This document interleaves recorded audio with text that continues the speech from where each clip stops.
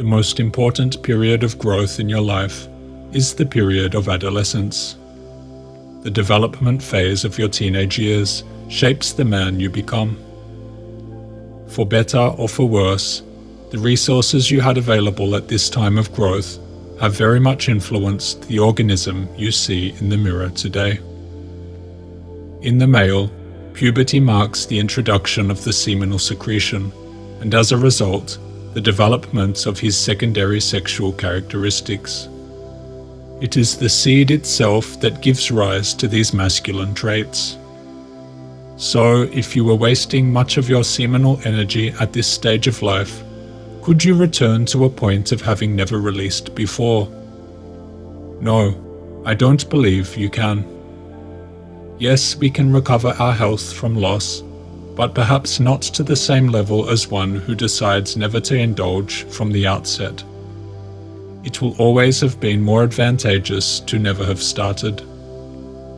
You cannot return to the state you were at beforehand because much of the development and available resources at that time was instrumental in creating the man that exists today. And I'd guess that the majority of retainers were releasing their energies at this time of their lives. So, if we cannot go back in time and reverse the effects of depleting ourselves, can we still make a major improvement in our lives? Absolutely. And it is silly to get too regretful or disheartened about your past habits, because much of this weakness and depletion we have created can be remedied. Your life can still be saved, so to speak. Consider an alcoholic of 30 years. If he quits now, he will not return to the state of having never drunk before. But imagine his trajectory if he quits versus the path of continued alcoholism. The two paths would be in stark opposition of each other. He didn't need to have never started drinking to reap the benefits of abstinence. If he quits now, he regenerates and heals much of his body, his mind, and likely rejuvenates his health and extends his lifespan. If he decides to continue drinking, he heads even further down the path of destruction, towards ill health and an early death. It doesn't matter that he may not be able to go back in time to have never started drinking.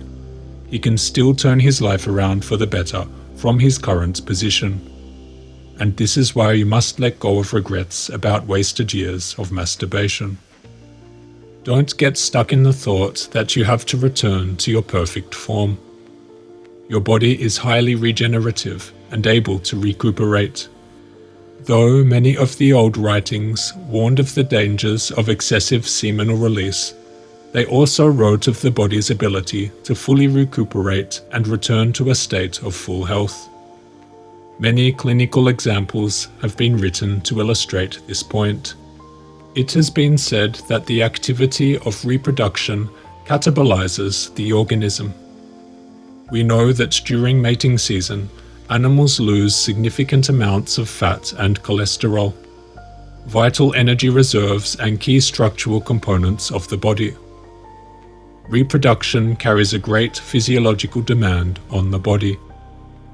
In the off-season, however, the animal has the chance to restore their organism with fat and nutrition. In the civilized world, we often see fat as a danger, but it is the key energy reserve of life, and its presence is vital for longevity. Of course, not at excessive levels. Pre-19th century, malnutrition and wasting were much more common conditions than obesity ever was. Sex hormones are synthesized from the stored cholesterol in the body. This may be why an excessive sensualist was said to lose their flesh and waste away in the old writings. It is also perhaps why sunken cheeks occur, and as Aristotle had commented, that the best fat from under the eyes is taken away from excessive indulgence. In humans, this hasn't been confirmed, but in animals it's well documented. Many species lose fat during mating season. It's a widely recognized phenomenon in biology, closely tied to the summer theory of aging. The body's ability to recuperate from long-term nutrient loss and regenerate itself is well established. Often we hear of dogs that have become thoroughly malnourished due to their previous owners. Many look physically depleted, sickly thin, and close to death. When they get taken in by a shelter or family and looked after properly, after about 6 months to a year of healthy food and living, they begin to transform completely into a healthy-looking specimen. Such transformation videos are abundant on YouTube, and they give great insight into the healing powers of the organism. Humans, I believe, are much the same, and I have seen many malnourished humans, perhaps from bulimia or anorexia, make a full recovery and completely change their bodies into a healthy state. I believe this applies to many habits that malnourish the system, not just food.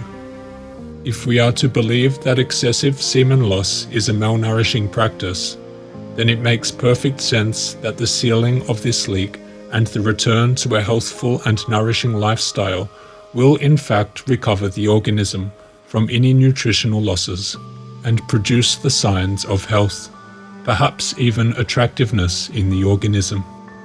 There is an important point here I wish to draw your attention to. It is not enough to merely stop release in order to recover these energies, I believe. Many men, including myself for a long time on semen retention, still entertain lustful thoughts that stimulate the gonads. Perhaps the retainer may think as long as he is not ejaculating, then stimulation, either via edging or even just lustful thought, will be of no consequence.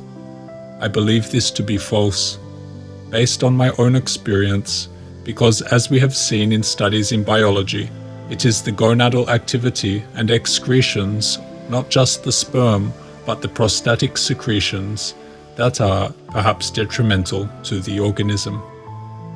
This is to say that even if you are avoiding ejaculation but still stimulating, then you are still excreting precious fluids from your prostate, Cowper's gland, and seminal vesicles. Oftentimes, it has been reported that a man may see semen or prostatic fluid in the urine after sexual stimulation, even without ejaculation. It was said in the 19th century that men who stimulated often would develop spermaturia, the condition where semen leaks out of the penis during urination. This continual leakage was said to waste the vital energies of the body and degenerate the organism. It is not recognized now as a real illness, though there have been many books on this subject, and I have seen in my own case that stimulation can produce prostate fluid in the urine. From this experience, I think avoidance of all stimulation relating to masturbating is important to reduce nutritional losses. I have no proof. It is just my observation. It must start at the mental, not at the physical. Not just avoiding masturbation, but avoiding the lustful thought. It only takes a mere thought for the glands to begin secreting fluids, and these are the fluids we should avoid wasting. That is why in history, not only avoiding masturbation, but practicing purity, moral behavior, and pure thought were so strongly emphasized. It is not just about avoiding ejaculation.